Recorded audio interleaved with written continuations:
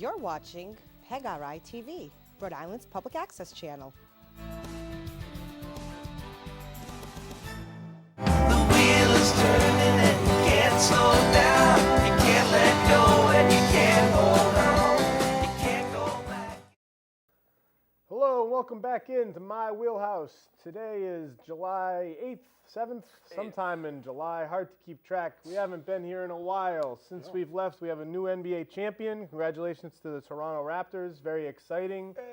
We've had free agency. We've had an exciting NBA draft. We've had summer So as league. Brad Stevens would say, we haven't talked in a while. Anything going on? Yeah, I'm married. My beautiful wife is in the studio audience. Very exciting things going on. Congratulations, Shay and Taylor. Happy both of you guys could celebrate with us there.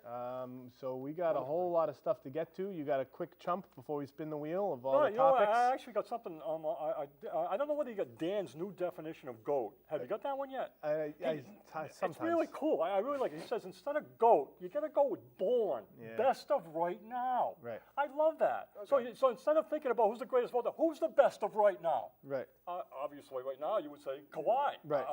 I think that's a really nice definition to be going. So he's got Dan's got that in that, whatever you call it. Yeah, Born. BORN. Best of right now. Yeah, we've been talking about that. How do you determine GOAT still matters? GOAT's more important than born. Yeah, but born's more tangible. You know, it's more like you can get your hands on born. I agree. Born sounds too much like an origin, though. It should Yes. be like greatest of this generation. Got. Best of right now. Best of today. Best of this second. Spin the wheel. Three Let's see married what we get. hosts. Kawhi. That's right. No single men on the desk. All right, I think we're on the three biggest overpays of free agency. We witnessed over $4 billion exchange hands between teams and players. Over 50% of the league was a free agent, so that's not that I surprising. wonder how the old players feel about this when they're sitting Well, around. this one $4 billion.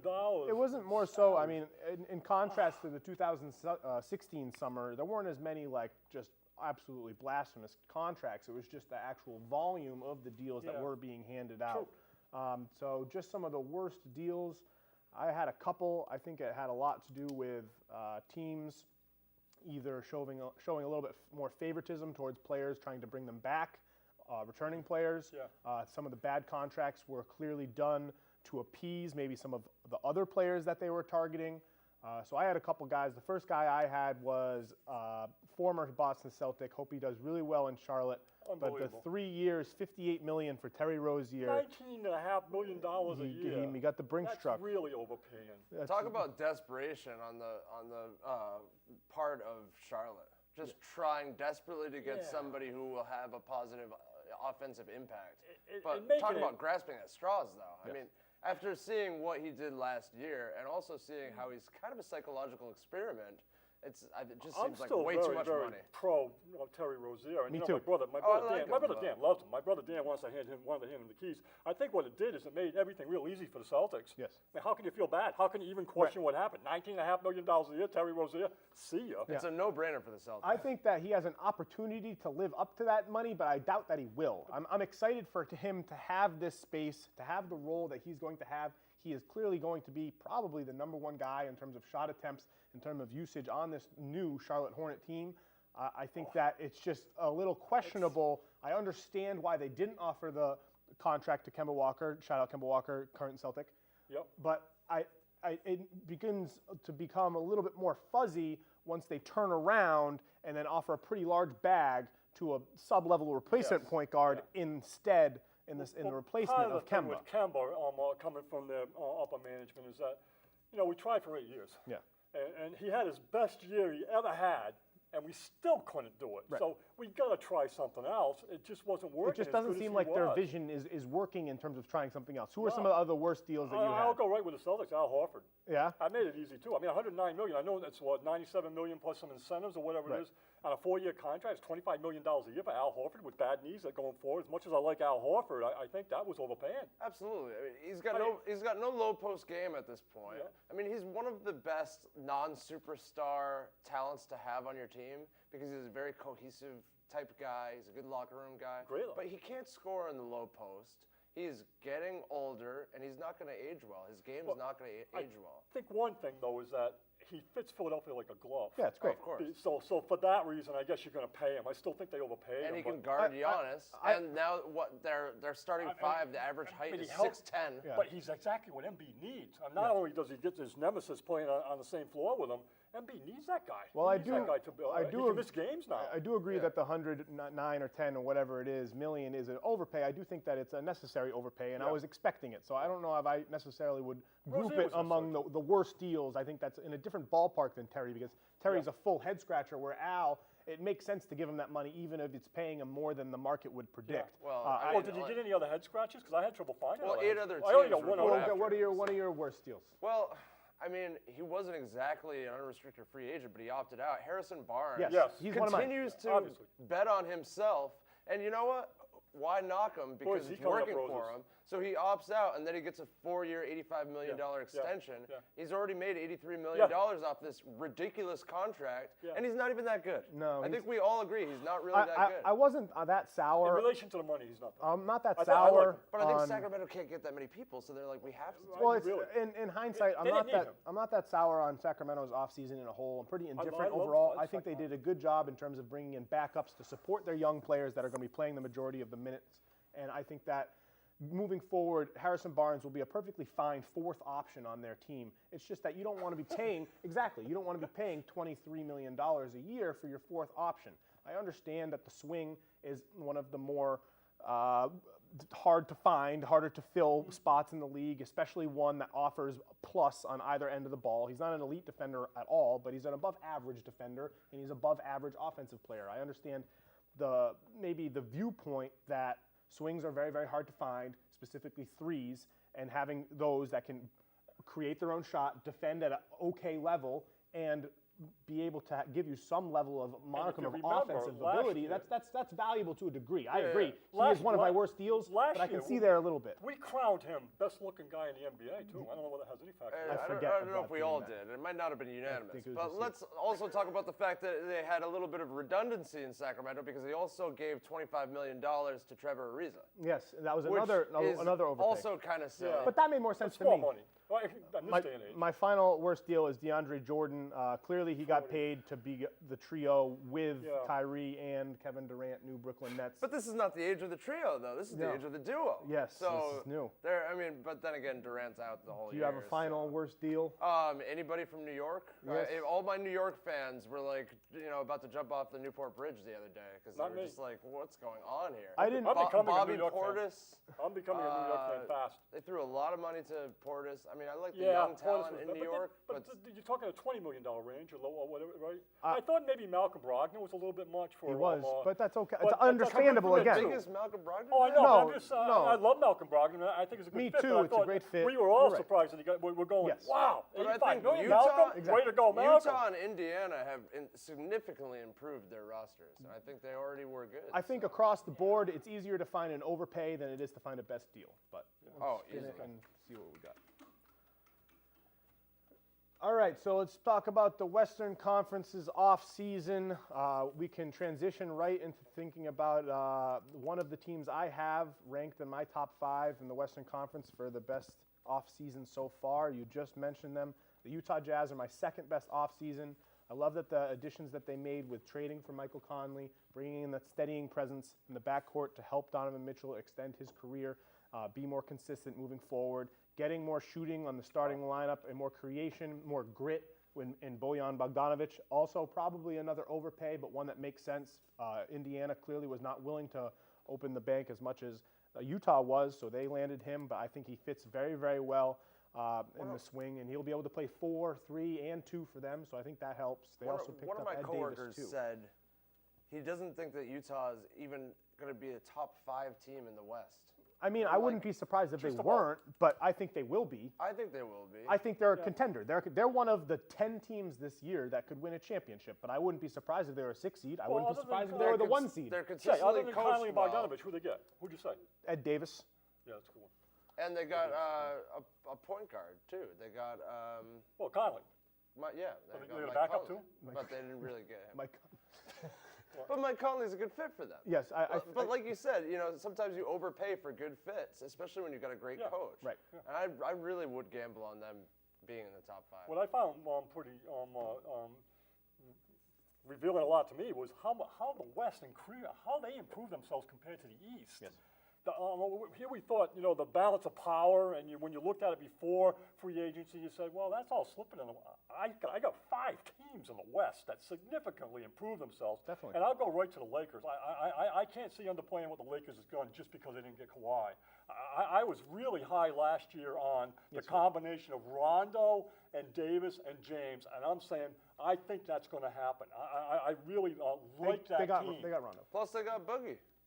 Well, I don't. I said Rondo's Boogie. What the hell coming you want Boogie for? And what they get him for? I think that's the downfall. I mean, I That's don't. not a downfall. I don't They got get him for Boogie $3 at all. million. But think of the fact that the Brow They got and JaVale McGee. I'd rather have McGee. but the Brow and the Boogie have already They established didn't- a rapport with each other. They didn't play well until after Boogie went down, and then they. No, then no, don't do that. They They were did playing play. fantastic No, with. they played their beat the best team. basketball. They played their best basketball without Boogie. Their best That's- game of the they year was opened the floor debatably the for game. Davis. The That's best game of the only year was because Davis debatably took the over. game that Boogie got hurt when best game. when they took down the best team that season in the Houston I'm Rockets looking at at the their sweep peak. of Portland and that cruise they were on there. That was beautiful basketball, and it opened the floor for Davis once Boogie went out. I think it's just that Well, Boogie Davis, hasn't played well as since. Shea says, went nuclear because he had to. It was kind of like when everybody else went down for Houston and Harden had to do everything. I mean, Davis, if he has to, will do everything for a team. But I think you're looking at it with blinders because they were playing very well when Boogie went down. No. It was a heartbreak for that city. Boogie hasn't played well since. I mean, He's come been on. hurt. He's been hurt since. I'm He hasn't been healthy I'm never yet. going to be a Boogie guy. I agree mean, I was with you, right though. about Carmelo. I'm going to be right about Boogie too. If they didn't need him in the finals, they wouldn't have rushed him back. I think that the Los Angeles Lakers absolutely had a top 5 best offseason in the Western Conference. They landed Lakers. You were right. Oh yeah. I really do. I give you I props. mean, I like Quinn Cook. I think he's pretty irrelevant. They need shooters. They just landed I mean, Avery Steph Bradley Curry today. says the guy can shoot. He can shoot. They just- need a couple shooters to go with him. The because, Lakers Danny would have Green- grabbed a third Danny guy Green and him too, are but important. Kawhi Right. played his no cards shooters. well. Danny Green and Cook is very important to them. I do think that they came out of the gutter of everyone's kind of thrashing them Yeah. because they waited for Kawhi, but there's nothing Right. else they could do. They did have a legitimate chance to land him. It seems that if not for the very, very minuscule chance that actually occurred of Paul George being able to be attainable through this monster package that the Thunder received for him, it does seem likely that Kawhi maybe would have went to the Lakers. So them waiting makes sense. And it's understandable that there's nothing left. No other free agent is going to wait for that shoe to drop if they have money available to them. So that's why that they were waiting around. And there were some people to scrape off the top of the heap in terms of Boogie, and they just signed Avery Bradley today, and they got Avery Rondo. Bradley. So I think they have a lot of nice pieces. They just announced today that LeBron will be their starting point guard. I They understand- did not. In terms of role, that's not that much different for what didn't he announce. does. Yes, they did. No, they didn't. Yes, they did. That's not that much different than what they Defeats play. everything for me. I'll back it all off. I mean, I want Rondo as a point guard. He's going to be playing a lot of point guard minutes off the bench. I think that's a smart idea. I think that they absolutely have LeBron the land. inside track to a top 4 seed, and I think they're great. What other teams? What Kawhi did to the Lakers kind of reminds me of what Gronkowski did to the Patriots. Like, by the time he made his decision, Yeah.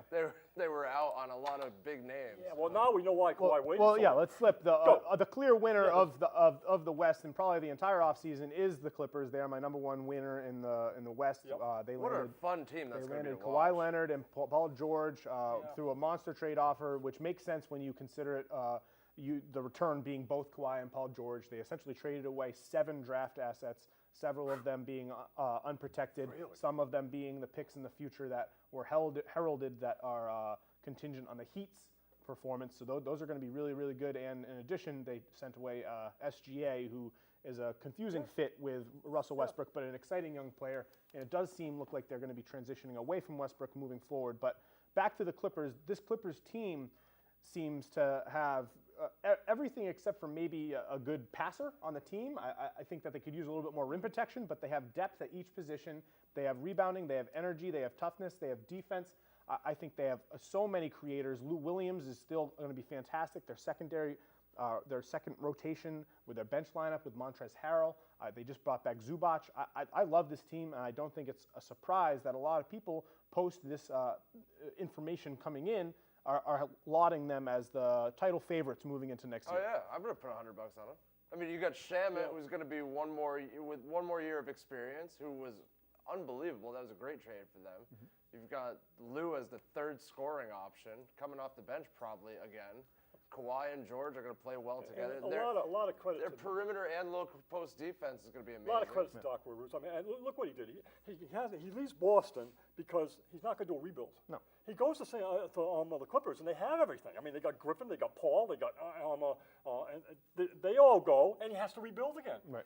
And if he didn't rebuild that team, I don't know whether he would have attracted these guys. If these guys didn't play as good as they played, and they accumulated assets, obviously, I don't think they would have been as desirable from Kawhi and Cap Paul George. space and being in LA always. But they played helps. well. They played really well. They're clearly very well managed. They have one of the most cohesive and dependable front offices in the entire league, and it reflected in the desire that Kawhi had to go there over their LA counterpart. Obviously, he had a preference for the Clippers. As I previously said, I do think that there was a situation, many situations, that would have had him resulted in a Lakers jersey. But at the end of the day, the Clippers, just success and dependability in terms of what you can look to for the people that will be making decisions around you and the ability to support you in your career moving forward, as Kawhi was clearly looking for a longer-term deal, not a 1 or 2 year contract that would have leaned towards maybe him staying in Toronto. Makes all the sense in the world why he went to the Clippers. I think that they are very fantastic, but it needs to be noted that Kawhi Leonard is probably likely to remain on the load management program that he's successfully employed this year with the Toronto Raptors, which is fine. But in addition to that, PJ13, we already know Paul George will not be playing in the start of the season. He had the surgery on his shoulder. In the playoffs last year, he had 2 hurt shoulders, and he's a guy who's coming off of leg injuries. So the health of those 2 main guys could be an issue for them moving forward.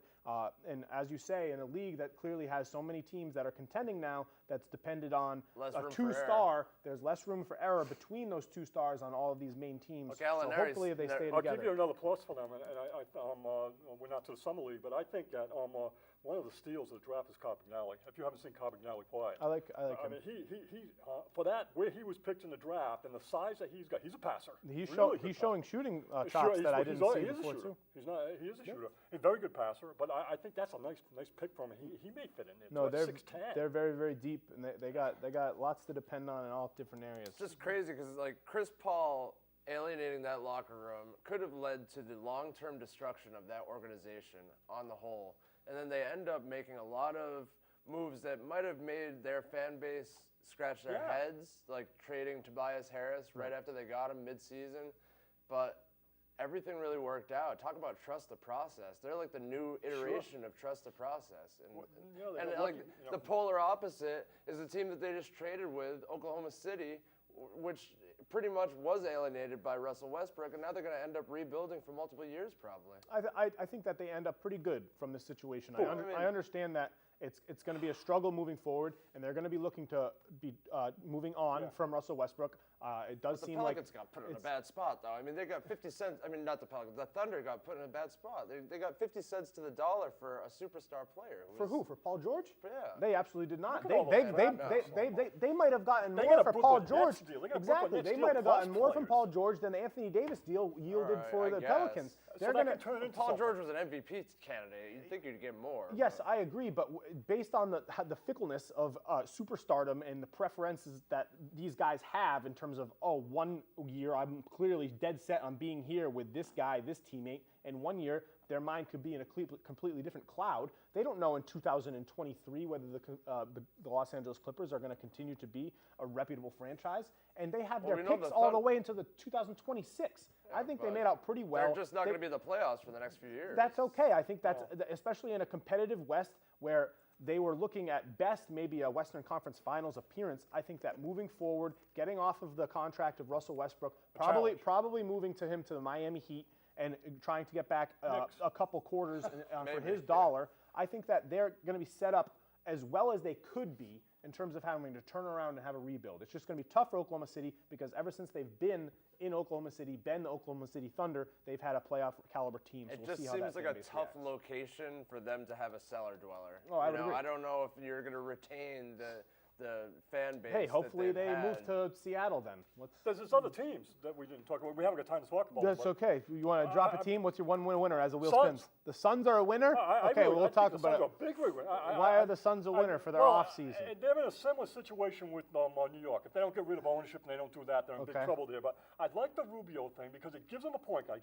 Yeah, I that's like fine. I like Saric. I like Aaron fine. Baines. Aaron Baines backing I up. like Baines I too. think it significantly improves that team. I think they did well in the offseason. They can put Booker now off the ball. They got a backup for Ayton and Baines. Saric is a frontline player that's going to play for him, and Rubio is going to be okay at the point for him. I think with that Kelly Oubre, I think they're okay. Everything you're saying makes sense, but coming into this offseason in terms of what the expectations were with the amount of money that they had in cap space, with the draft capital that they had at 6 overall, and with the forwards and swings that they had that were moving forward, looked promising, and what they ended up with, trading down. I understand that Dario Saric is nice, and he's a good fit next to DeAndre Ayton, and those two mesh, but reaching probably 15 or so picks for Cameron Johnson or whatever his name is from UNC. Yeah. And then I understand that Rubio is nice because it gives him a point guard that can distribute the ball and who will also help not only Booker but Ayton as well. And that's nice, but their sights were set on D'Angelo Russell and higher caliber point guards. Shay, and then they traded away. I don't think that's a fair definition here. We're talking about teams that have improved themselves, and I don't think you can define that by how much you thought they were going to improve.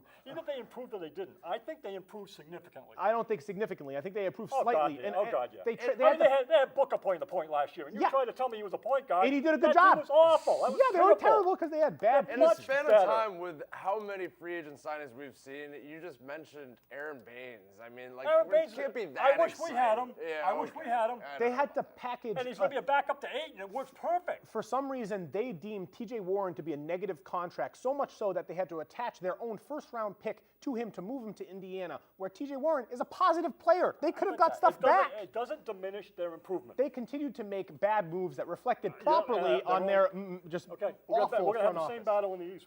Three big bargains. Three biggest bargains. I didn't have a ton of these. I thought most of the contracts were average. I had Brooke Lopez as a bargain. 4 years, $50 million. I thought that was great for them. The Lopez brothers reunited. I wish we had him, too. I was on my Really? honorable mentions for worst deals was, even though he deserves the money, was Chris Middleton. But that was one of the biggest questions going into free agency was the Milwaukee Bucks and what they were going to do to retain their many, many, many free agents. Yeah. Obviously, we talked about how they couldn't afford the $80+ million for Malcolm Brogdon. But I thought them being able to retain Lopez, who we saw his growth as a player to becoming a modern big that can perform in the playoffs surprisingly, him paying off and then being able to get him right around the $10 million a year, I was really expecting him to get a lot more money than he did. I think the Marcus Morris signing was almost for $10 million. I mean, that was much what was less. It 2 years, $10 million? Well, I thought that was much less than I thought he was going to get. I think he fits San Antonio. I think that was a bargain. I don't really care about that. Well, how about Willie Cauley-Stein for the minimum? Yeah, I was expecting him to get more. I'd like to have him too. Yeah, I don't know. Golden State's pretty sneaky. Like I feel like they did that behind everybody's back, and they're like, wait a minute, Cauley-Stein for the minimum. And they got Kevon Looney. So like Looney was a bargain. I thought that he was another bargain on the contract. I think Enes Kanter was a bargain. I feel like all of these bigs on the market. But he's got the shoulder issue. I think all of these bigs that got around somewhere between $5 million and $10 million a year on shorter term years, I think they're all probably appropriate. There's so many of them. It's such a replaceable position, and I think that all of these teams are looking to stretch the floor, become smaller, unless you can offer shooting and rim protection like Lopez. Then I don't think that what you're offering is that valuable. So I just don't see those kind of players. I don't see Cauley-Stein as a person that deserves much more than the minimum. So I understand. I like the fit for them on Golden State. I'm not shocked that he went for that little. Yeah, I guess. You said it yourself. The bargains are hard to find. Right. Yeah. What do you got a bargain before we spin it? I mean, I just like what the Bucks did. They kept most of the core together, and it seems where's like the bargain, I mean, losing Brogdon's that's a tough one. But you added depth with your big man. Maybe George Hill's a bargain. And you kept Chris Middleton. Oh, they knew all along they were going to lose out on Brogdon because to keep Middleton was just too important a piece, But Kawhi was a bargain. All these max contracts. Max contracts. Max contracts are bargains. Kemba was a bargain. I think Kemba was a bargain. That is true. Max contracts are bargains. When you can only Kyrie was a bargain. Yeah, max contracts are bargains. for players that are top 10 That is players. very true. On to the next We one. already did that one. All right, let's speak on the Summer League. The Boston Celtics played their first game on Saturday, and we play another game against the Cleveland Cavaliers Carson tonight. Edwards, baby. Our rookies are looking really exciting. We look a little bit more of the more contending Summer League teams. The New York Knicks basically have their entire roster, except for maybe Julius Randle, competing in the Summer League. We saw Zion Williamson play for maybe 9 minutes. 10. I was going to say 10 minutes. Yeah, 9 minutes until he kind of bumped knees. He's fine, but he didn't play. And then following that night, there was an earthquake in Vegas. So That was probably the highlight of the Summer League for me, watching Doris Burke call the earthquake. Oh my God, there's an earthquake. Were you Yeah, watching it? yeah. Uh, The thing was shaking. Everyone was freaking out. Every was time terrifying. Doris Burke talks, I think Chrissy wishes there would be an earthquake because she just hates her. Wow. She hates Doris Oh, Burke. finally got somebody on my Oh, yeah. side. Doris with Burke's that. great. I like She Carol shares Lawson in a that lot better. I sentiment. thought Carol Lawson I like was Carol great. Lawson as great a too. broadcaster. Well, I thought she's she the was Celtics good. No, I assistant know, coach and that's now. really good. That's really good. What takes do you have from Summer League from what you've seen so far? Which rookies have you watched? Which other second-year players have you watched? Let's start away from the Celtics to begin. All right, so far I think it's a bust, the Summer League. Because of the lack of players? Why? In terms of the players that you would like to see not being able to see them. I mean, Culver's not playing, Ja's not playing, Garland's not playing, Zion plays 9 minutes. Raymond Langford's not playing, Cam Reddish is not playing, Ty Jerome's not playing. All those guys are hurt. I know, but I mean, you focus on the Summer League to see these players. And so what I think is being pointed out is the weakness of that draft. Because when you take it's a those weak guys draft. out and you actually look at those guys out there, Oh, my God, I it's don't think there's. I'm looking at the G League with them it's bad. when I'm watching those guys. So that's one thing I'm seeing. The best. I'm very excited that two guys that I've been on, not to pat myself on the back, but I think I'm right about these guys. Kyle Guy's played really, really well. I've liked what I've seen from Kyle Guy. And I also, Iggy Brazdeikis? He looks great. I love come on, Brazdeikis. He it's looks about great. time you guys jump on board with Well, him. I've always been like, I kind of, I you've like been him a negative little on it. bit. You've stated what it is with him. Right. That he's not He a high wasn't draft getting pick, a and lot I'm of wondering- acclaim. And it's his, speed. But he looks like he is a scorer. boy. Yeah, no. He's got a pure shot. He's much quicker than he was in college already. I think he's worked on his endurance and stuff. that I see with him that I think is very transferable in a way that I only saw, and again, it's very, you don't like to say he is this player because he's not, but he's got elements of James Harden. Because when you look at him and you look at how he's handled and you look at his step back, Yep. look at his step back, No, he is- and look he how is high great. his release is and how quick his release is at 6'9", and where that release is, that's pretty I effective play. was- That step back three of his I is was big surprised time. at how competent he was attacking the hoop in Yep. terms of his arsenal Yep. once he had to pick up his dribble, in terms of his up fakes, in terms of his footwork. I was really surprised by him. And in both games that I've watched the Knicks, he's far superseded what I've seen from R.J. Barrett. He's been way better than R.J. Barrett in both these games. Barrett, I think Very that, disappointing. I think that Barrett's shot far. just isn't falling, but he looks bad. And he- defensively, he's having lapses. He's sinking, hanging his head after he misses a layup. It's a swooping layup against two defenders. It's not a good concerning. sign that It's concerning. he's hogging the ball. Yes. He's forcing the issue. Yeah. It's not a good sign on a team like the Knicks to be playing that way out of the gate. No. I think it really hurt him that the Knicks brought all the players there. So when they brought I agree. they brought Mitchell and they brought Terrier and they brought Knox. Mitchell looks good. So Mitchell looks great. Terrier looked really good in the first game too. He dunked it during the earthquake.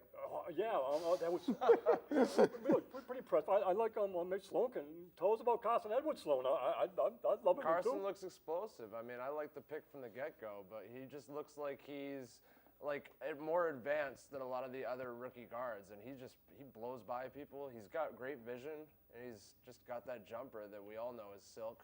What I see with him that I think separates him is that he's got really powerful legs. Yes, really crazy. powerful He's legs. so strong. I mean, when He's like a defensive back. Coming off that screen, boy, his elevation is so quick and so pure off that spring that he's got in his legs that shot becomes magic. What was Maxwell? Cornbread Maxwell's calling him, potential Eddie House type player. Tommy Heinsohn. I think he's more dynamic.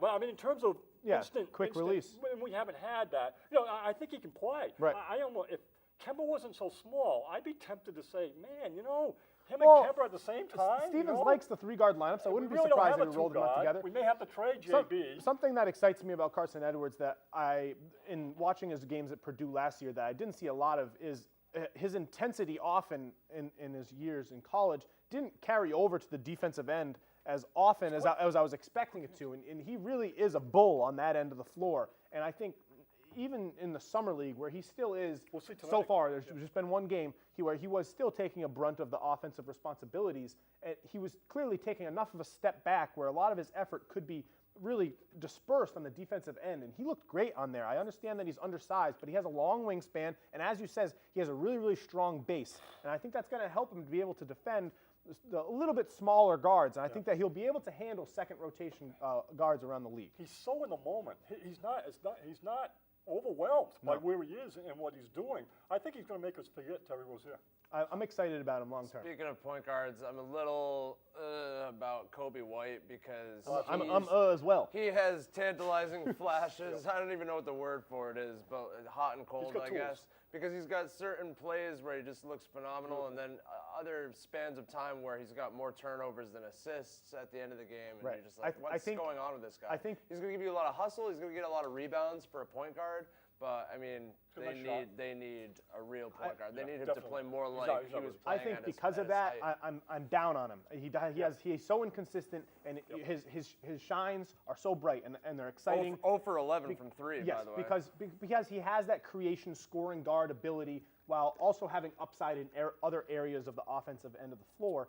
But because it's so finicky, and you want to be able to trust a player to weed out the inconsistencies in his game and to be able to lean towards the bright spots. And what helps young players be able to gear towards that is good coaching staff and good veterans that surround him. And unfortunately in Chicago, I don't think that he has either one of those. So I really don't think that he is likely to be able to pan out long-term into something that is going to be an all-star upside at all. I want to like him. I was down on him around tournament time. I think my opinion on him has raised through the draft process. But the more I think about it and more I scheme it out in my head, the more doubtful I am on him overall. The Philadelphia 76ers, they had, I think they were probably one of the more exciting summer league teams that I watched. They had athleticism and excitement, especially on the defensive end of the floor. And a lot of the games that I watched, I'm a big fan of Kabengele's teammate, Kumaji. I think that he showed a lot. And then there are two swings. They're now summer league veteran, even though he didn't really play much last year, Zaire Smith, and then their rookie draft pick that we actually facilitated the draft day deal for in Matisse Thybulle. Both of these guys, I think, are a force to be reckoned with defensively, especially as a pairing.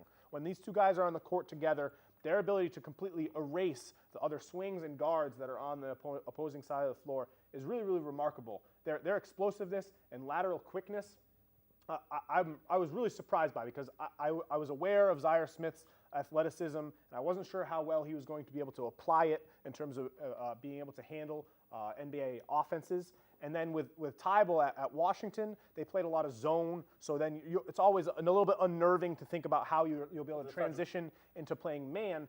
But what you've seen so far in the Summer League is that they're so athletic and they're so surprisingly smart that it doesn't really matter. And we see Thybulle kind of just roaming, and he's doing a lot of free safety right now, and he's getting in passing lanes. He's closing out on the offensive shooter in the corner that's not even his man, and he's contesting shots.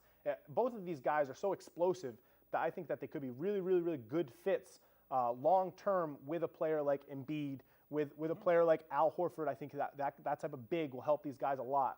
I do get nervous because neither one of them has shown me enough consistency with their shot, specifically Zaire Smith. It's very hitchy. Thybulle has been more consistent.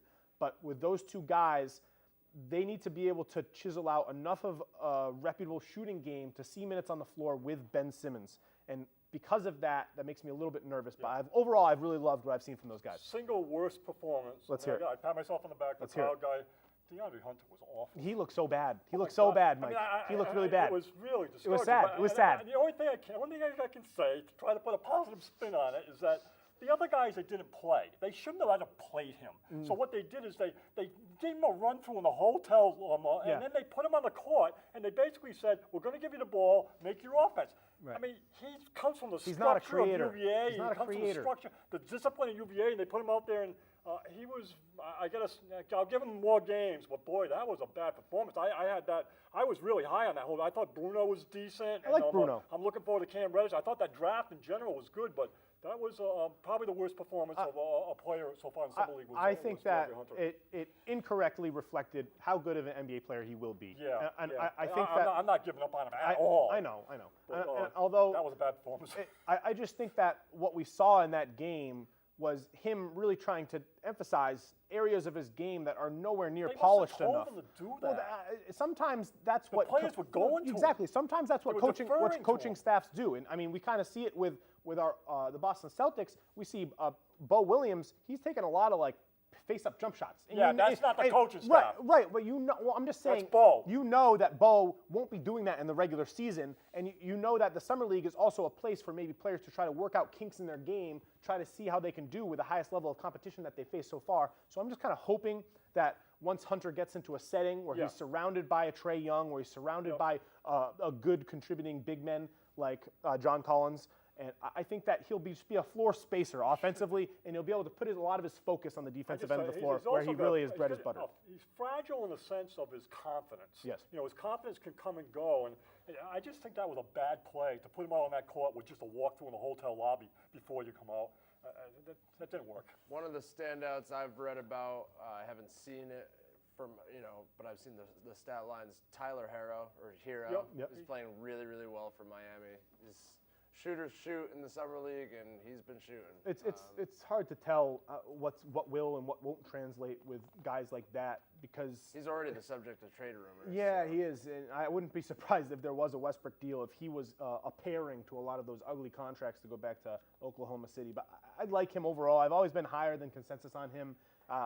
Remember, we got to remember last year's MVP of the summer league was Jared Bayless. Yes. So. The it's summer all league's relative. confusing. The summer league is very confusing. Another player I would throw out to you, and I think this team was on my list as the most improved teams in the offseason was San Antonio, because I look at San Antonio bringing back DeJounte Murray, and you got Lonnie Walker out there, but you also got this guy Samanic. You watch him play? I didn't. So I watched. I really like him. I watched two of their games. And I didn't see any of him. He's got a lot of Jokic in him. Yeah. In terms of his handle, in terms of his look, in terms of his fast, in terms of his size, in terms of he runs the floor better. He's big. I think he's going to click in San Antonio. And you bring those guys back, I'm kind of excited about that team. It could be good. I really like Lonnie a lot. I think that he could be really good carving out a two-way role on that team. And then, whatchamacallit, the 29th pick in the draft, Keldon Johnson, played well, specifically in one game more than the other one, including a half-court. You talk about the Sixers, hasn't he got Mario Shiat too? Shiok, yeah. But he's a UVA guy. Yeah, is he really? Yeah, he's really. Iowa State. And then what did he transfer from? There's a number of guys that have left UVA when they didn't get enough playing time, and they could see that the young guys are going to get the playing time. They've gone somewhere else. He's one of them, and he played real well at Iowa State. He looks like he has like a 7'4" wingspan. His arms are so long. He's a defender. I mean, he's averaging 17 a game. I like him. I don't know if he makes the roster. It's just another. I think he does has a lot of. He has a lot of time in Delaware this year. Josh Okogie's had a great summer league. Oh, he's great. I think he might be one of the breakouts this year. He could be. I'm a big fan of him. I'm looking for a big year out of him. I think he's going to be really good. After Minnesota lost on D'Angelo, you would kind of hope somebody would break out there next to Cat. It's going to be interesting in terms of what their guard rotation is going to shake out as after they lost a lot of their guys that they had there from last season. But I like Okogie a lot in terms of someone that is definitely going to be stepping into a bigger role. I doubt he plays any more games in Minnesota for the summer league. Right. Weak spin. That was such a weak spin. All right, losers in the NBA draft. That was a very long time ago. Yeah. So I thought I'd do winners, but we can do both. Yeah. I think my losers list was definitely shorter than winners. Even though this was a weaker draft, I found a lot of teams making smart decisions. Trading more often than not resulted in a correct decision or a smart decision. I already touched on it, but I do think my biggest loser is the Phoenix Suns trading out of 6, the pick that ended up being Jarrett Culver to Minnesota. I understand that they landed Saric, who hopefully will be a good fit and will be able to step out alongside Ayton. But landing Cam Johnson, who his reputation forecasts him as one of the stronger shooters in this draft, but he's one of the oldest players in this draft. He's one of the least athletic players in this draft. He's one of the worst defenders in the draft. Every single mock draft, every single analyst, every single expert had him projected in somewhere between the 26 to 40 range, and they jumped way too high purely based on a preference that their owner and GM had, that they met him like 6 years ago at some shooting star camp. And it's just a real embarrassment of what this team continues to lack in these off seasons that are really, really important for teams that are drafting in the lottery. And then my other big loser in the lottery was Washington, who parallels a lot of the same statements I just made about the Phoenix Suns. I thought that Rui Hachimura could have some promise if he dropped to a team like the Spurs or something like that, around 19 or 18. That range made a lot more sense for him. But going to this team where they just lose Satoransky, they're not going to have Wall this year. Their only creator is going to be essentially Bradley Beal. He's going to be depended on to come in and fill shoes that he is not ready to fill. Thomas Bryant and him, they don't fit that well together. He's going to be a horrible defender in his first year or so. I'm not that low on Admiral Schofield, the guy they traded for in the second round. I think that he'll be okay. I think that's a good swing in the second round. But Rui and Cam Johnson are both such poor lottery picks for these two franchises. It's really disappointing. Did you hear one of the Wizards beat guys tweeted that Rui Hachimura didn't even meet with the Wizards prior to the draft, and so he didn't even have any idea that he was going to be drafted? It was as much of a surprise to him as it was to all the analysts. It just shows how awful an organization. Wouldn't you want to meet him? Wouldn't you want to talk to him? Well, that's what was so funny, because leading up to the draft, all of the guys that I paid attention to, where they mocked Rui and where they said Rui would probably be drafted, just never connected. They were said, don't be surprised if Rui gets picked around 10, 11, 12. Don't be surprised if a team takes a swing, even though he doesn't deserve it. And I just really didn't see it, and I was shocked that it ended up that way. I thought, Who's a loser for you? I think the reality is that after either number 3 or number 6, that draft is really weak. It's a weak draft. So that the losers are whoever passed on Kyle Guy, Kyle Bignali, Samanich, Nazir Little, or Iggy Brazakis. I mean, those type of guys. Those are going to be the losers. The losers are the ones that choose Rui Hachimura or Cam Johnson and looked at Iggy Brazakis and said, nah, that guy can't play. Those are going to be the losers. Well, that's so hard to predict, though. That's the thing about the That's draft. what I'm saying. How do you know? I wouldn't have predicted that Ignis would be able to be an isolation creator in the summer league. Exactly. That's what's surprising. I mean, God, Brazakis might be better than Hunter. So I'm cheating off your papers. You have the Cleveland Cavaliers as a loser. I think Garland's a really bad pick. Do you feel passionate about that? Same way as I look like what the Bulls are doing. Satoransky? Just add him to the list. How many guards are going to take over there? They need guards. They need guards. But the crazy. Cavaliers don't so need the same guards. thing for the Cavaliers. Are you sure? They don't need Garland. Are you sure? I mean, are they admitting that Colin Sexton was a bad pick? Maybe. What's wrong with that? What's wrong with it is I think they play the same position. You're not going to develop They much play the if you have those same two batting heads. I actually had Cleveland leaning closer to being a winner than being a loser. I like that the picks that they made later in the draft. I really love Dylan Windler. I think that he's going to be a good NBA player. Yeah, I think he's going to be able to score off the bench. So far. He's played well so far. Less relevant. I like Kevin Porter Jr. The swing at him at 30. It was very low capital to trade for him with Milwaukee. I like that both. Yeah. And then Garland. Okay, Garland at 5. There was an argument whether it was him or Culver. Those were the two. Some people were saying Reddish. Those were the 3 guys that were the best players left available. Yep. If you think that Garland is the best guy, his archetype as a player in the modern NBA projects as something that is something you want to achieve for your point guard position to have. Trade number 5. They didn't have a market. They didn't have a market. They were shopping it. They were trying to trade it. They couldn't find Kevin a team. Love in there.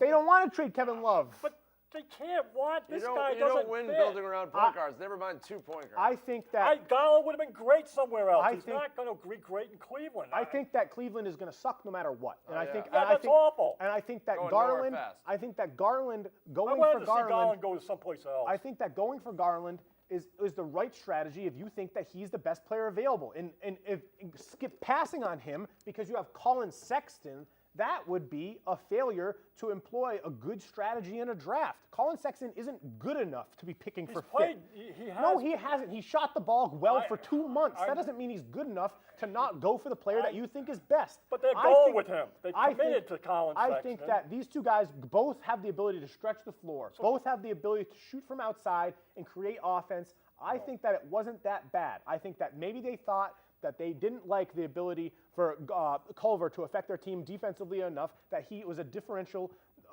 strong enough of a difference to pick over Garland. I think that it was an okay pick, and I think as an entirety, they had a good draft. Stupid pick to go with Sexton one year, then Garland the next. Yes, I think Sexton was a bad pick last year. Between the two, and one's a veteran. 1 year after the other, they go with.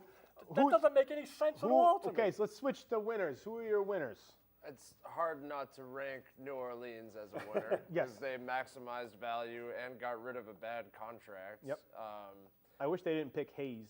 I mean, he might have been as good as they could get at that number. No, there was a lot of options better. Good But value it doesn't pick. matter. Whatever. They're looking for a tall guy who can kind of, he's got some personality. He wore the sideshow bob, pendant, and necklace, whatever. Clear winner, even though I questioned that pick. I also like what Atlanta did, even though now that we've seen DeAndre but Hunter we've not only playing seen well. There's much more to see on DeAndre Hunter. Of course. I like that a lot. I really like that organization and the way they're running it and the way they're approaching this rebuild. I think that's it's a nice team to really get Hunter, behind. Reddish, and Bruno. I hope they make it to prime time at least 2 games this year. I think so, and I think they have an outside shot to run at the playoffs. John Collins was on Zach Lowe's podcast, and he was talking about the team's desire to win as many games as possible. He wasn't going to say that the playoffs were a goal, but he was just saying we want to show how competitive we are, and I think that this team is really set up from top to bottom in terms of how cohesive they are and what their vision is. That I think that it's a good environment for young players to enter into, and I think that both Hunter and Reddish are set up for success in the right manner, especially under the tutelage of Trae Young, who looks to be a great leader and player archetype for young players to be in a system around. There's no Kyrie goes on that team. No, there is not. I was so high on R.J. Hunter and expecting so much from him. I was almost willing to give him the ball, let him play the point like he did. And so before that, I really like what the Knicks did. I like it, the combination of him and Brazdeikis. I like a lot of what the Knicks is doing. I like Brazdeikis. But I got to say, the Celtics had a good draft. Oh, we had a great draft. I think they're really winners. I'm still up in the air about Langford, but I really love the pick at 22, and I love the trade for the pick at 33. Langford was the best available pick. Let's face it. We don't know if it was or not. I don't know. I think there was a lot of guys at. The Langford pick was the best available. We talked about him being in the top 10 for weeks and weeks and weeks, and then they got him where they did. I don't mind that pick at all. A lot of people are killing them for that So we pick. spoke about Carson Edwards. I'm really excited about him. The other 2 guys, I think that I'm much more confident in Grant Williams' ability to be a reputable NBA player for a long time than I am about Langford. I think Grant Williams has the IQ. We haven't seen Langford. He has the strength, and he has the ability to be a swing big that this NBA is really, really fit for. He has the ability to stretch out and hit the outside shot. He has the ability to create as both a ball handler and the screen setter in the pick and roll, and he's one of the best communicators that I've seen in the entire summer league. I mean, Shay, without a mic on him, yes, you can hear all you hear. You're going, who is that? You can hear him. Coach? And then it ends up that it's him. He's just really, really vocal out there. He's a self-described goofball. He's an older player. He's really, really easy to like. I'm excited that he's on the Celtics. He hit a couple threes. He looks like a stronger Boris Diaw. I really love what I've seen from him so far. I enjoyed watching him and Schofield on Tennessee last year. I think that he's going to project to get a surprising amount of minutes in his rookie year because of our questions and depth in our front court. And then for me, in addition, the cherry on the Sunday to me is Taco Fall. I mean, you gotta love watching this guy. He's got some. Do you think he makes the roster?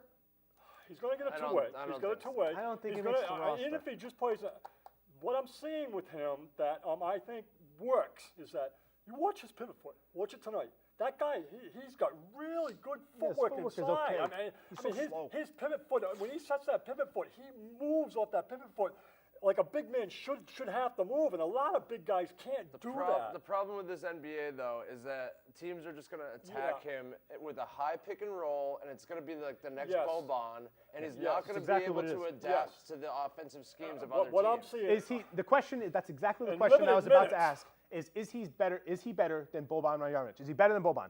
Is he going to be better than Boban? No, I think there's some things. I don't think he will be. I don't know.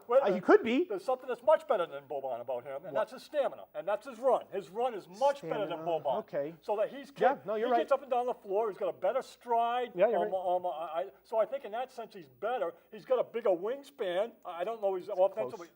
I want to see more of him, and I'm very intrigued to watch him. He's a lot of fun, and he's like, what a calling card for the team. I mean, they're rooting for him. Other than Zion, was anybody else more popular than him? No, he's very popular. Really cool. Even if it's just, I'll go to Portland to see him play. I'm excited. What's the record for block shots in the G League? Yes, let's get him. I'm excited for his potential to hopefully become a anyway, good G just a League cherry on player the and then sundae. maybe a rotation in the future. And One team, I think my favorite draft was the Memphis Grizzlies. I've been going back and watching as many Murray State games as I possibly can, and I continue to fall more and more and more in love with Ja Morant. And I think that him and Zion are obviously going to be the headliners from this draft, and he really has the ability to bring Memphis back into contention in a couple years. And I think that Memphis has had a very, very successful offseason tailoring their team to fit around Ja. I think that they're doing a very good job bringing in perimeter shooters, gritty players to try to remain true to that kind of grit and grind era that they have. I'm not very confident with their coaching, but that's okay moving forward because that's not permanent. They have Iguodala for the short term. They're probably going to let him go, and they may even be able to bring back assets. But they've been an asset accumulation. They've been bringing in first-round draft picks, and I'm really excited about their propensity to make strong decisions, and that was reflected in their draft day trade, trading for the 21st pick and drafting Brandon Clark. This is who I wish the Celtics picked at 14. Yeah, I think Brandon Clark probably has the ability to be a top 5 or 6 player in this entire draft. I love him. He's an incredible athlete. Grant Williams might be a good. What we saw from him in the one game we saw in Summer League is a perfect reflection of what he will be in the NBA. He's going to be an amazing lob threat. I think his shot is developing. It's obviously not there yet, but he pairs so well with Ja and Jaren Jackson Jr. Those three, that trio is so good. No, he's hurt. No, not in the Summer League. He's ruled Not out. in the Summer League. I think that's a problem. Wait, That he's not ready to play, and that Well, similar to like a Gordon Hayward situation, where is it going to be too late when he starts playing to actually put the imprint that you want him to put on his team? No, you don't need the Summer League. He'd already For top players like that, they're going to be overcautious with their top picks. The amount of capital, the amount of millions of dollars they have into these guys, they need them to be 1,000% healthy. I just think it affects going forward what he's going to bring to the table this year. They have time. Some of the best rookies last year didn't play in the Summer that League much either. Let's see if you can land something new. If not, we'll just talk about the Celtics. Boston Celtics. 3 big overpays? No, we already talked about that. We'll go with Boston Celtics. All right, so Boston Celtics. Wow. We already talked about a couple things. Our draft was successful overall. We didn't talk about Tremont Waters. One sentence on Tremont like him. Waters. I like him a lot. I think he's got tremendous upside, and I see him as he's going to go to the G League to start. But that guy can play. I like him. It's fun to see them competing. Small for, again. I like that they're all roster friends. Spots. We signed Enes Kanter, who is going to be a big help to the Celtics' can rebounding rebound. issues.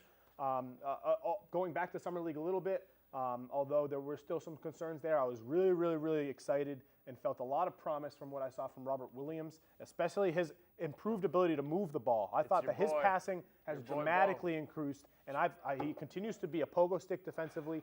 He does still have rough edges around him, but I'm excited for him to have a backup center role and hopefully start some games this year. I'm with him too. I want him to be good, but I'll tell you what was very disappointing is that within a minute and 30 seconds of that game, he was pulling on his shorts and huffing and puffing. Yeah, and he absolutely was. Yeah, and there's he no was. excuse for that. No, he should have been ready to run full speed up and down that court. Taco Fall beat him up and down the court. He was really lagging. Sometimes he was back on defense. I bet you he's a party animal, and I bet that's part of the reason why he didn't get as much playing time. Because he did play in the limited minutes that he had, even though he committed a lot of fouls. He played pretty well out there last year. I think there's a reason beyond just being young that he isn't out there. I agree. I wish he had better conditioning. And or whatever he does off the court. I like conditioning. All right, let's transition to the biggest fish we landed. New Boston Celtic, former Charlotte Hornet, Kemba Walker. It really was a snowball that happened pretty quick. We heard about it 2 or 3 days leading up to free agency that all of a sudden it was a realistic option. The deal was finalized. It was one of the first deals to be announced. Kemba Walker, he's going to wear number 8, so everyone can save their Antoine jerseys and support him then. How do you think that this changes the trajectory of the team moving forward, and how excited are you to have Kemba Walker as a member of the Boston Celtics? I love it, and yeah, this was finalized way before the moratorium was even over. Free agency starts when the moratorium ends, right, or whatever it is. Is that what they technically say? But yeah, they'd already talked. I like it a lot. This guy is like the opposite of Kyrie. He may not have as much one-on-one explosive ability as Kyrie, but he can still score, and he's a great locker room guy. I read his Players Tribune article. It was awesome. Just reading that, the gratitude that he had for all of Charlotte, the fact that he was writing to not only his former teammates and coaches and organizational owners and leadership, but also to the people that he was a mentor to in Charlotte.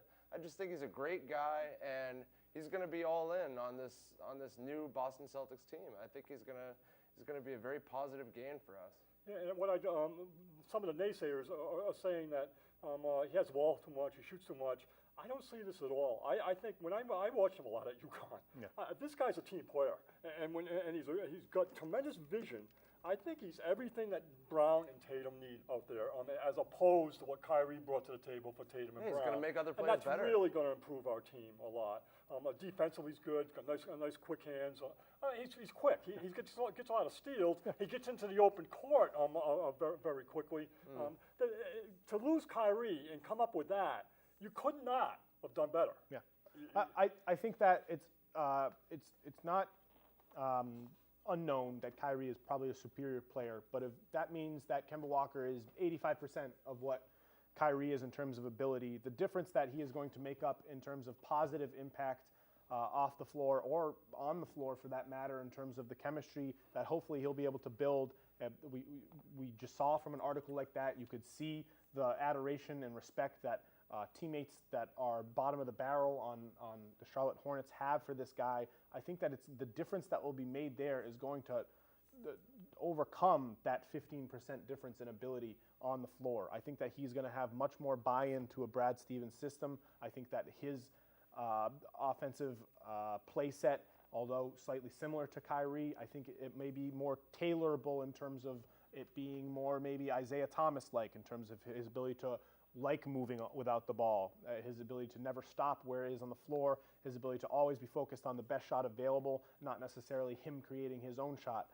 I'm excited for his season. I think that he has the outlook to have his strongest season again after having his strongest season he had last year, earning third All-NBA honors.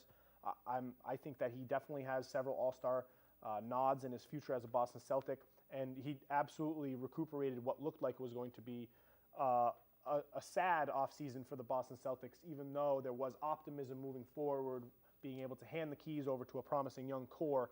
He is able to continue that trajectory with the young core while also maintaining our contending status. I understand that maybe in terms of on paper, we may look like less of a contender, but I do think the Boston Celtics are still one of the 10 or 11 teams that at the end of the season, at July next year, you wouldn't be surprised if the Boston Celtics were in the NBA Finals, NBA Finals contender. You got to talk about the whole, and you got to talk about the whole at the 5, and it's real. It's a whole. We need Bo. We need Bo to. We need his conditioning. We need Bo. Bo's not the guy, and really, the other guys don't play Brad ball very well at all. I mean, Enes Kanter, who does not even have a passport, I'm not holding that against him, but he ain't going to Toronto. We're playing Toronto 4 times a year, and he's not going to be able to play. He can't play in Toronto. But anyways, so they got Tice. Yabo didn't look very good. Yabo looked horrible. He really did. Poirier, so I don't know much about. Yeah, I'm not I think we're looking at, you may have to trade to get somebody. And I'm questioning, why didn't they go for Robin Lopez? Why didn't they go for Willie Cauley-Stein? More of a runner and a defender. More guy that can play the pick and roll and defend the 3. I know you don't get as many Twitter updates as Shea does, but did you hear that the rumor now is that they might be looking at Kevin Love for Gordon Hayward and 2 first-rounders? Yeah. I would do it. Yeah. I know you don't know. For who? For Hayward and 2 picks for Kevin Love. I'd go Jaylen Brown. What? For Kevin Love? Yeah, because I know, I understand. I love Jaylen Brown. I love Tatum, but what I see is they also don't have a 2-guard, and I don't think Jaylen Brown. And I know in positionless basketball, but I'm envisioning somebody like Carson Edwards, somebody like Brad Beal. I think they need a real just 2-guard. All the rebounds they get. I don't think they need somebody that's a make believe 2.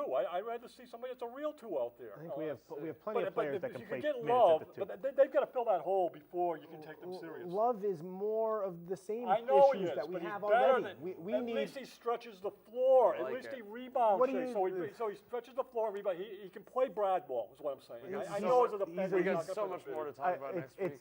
It's unnerving thinking We're about. going with Cantor. It's is what we're doing. unnerving thinking about the 1-5 pick and roll defense that Kemba and Cantor will be It's, putting up. It's crazy.